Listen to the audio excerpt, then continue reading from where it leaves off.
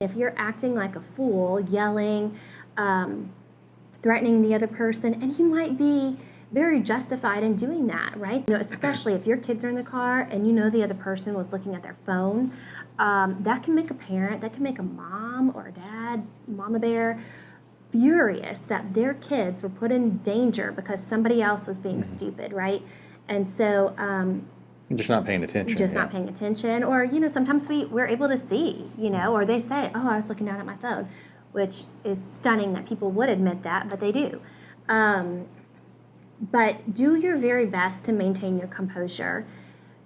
In the day and age that we live in, it is so easy for whether it's the other person or a witness or a bystander, even the police when they get there, most of the time they have their body-worn cameras turned on these days.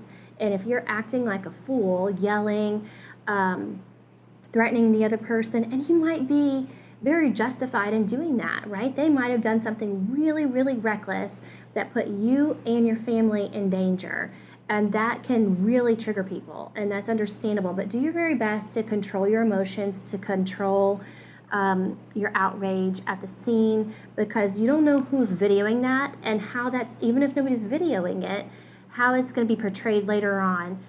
Like as in, we've had this situation to a jury where the person that hit you and was wrong, tries to play the victim and make you look bad by saying, oh, he got out of my car and his car and he was yelling and I didn't know what to do, so I just stayed in my car. And then they make you look like an awful person. And it, again, might be very justified, but it's one of those things that can end up undermining your credibility and your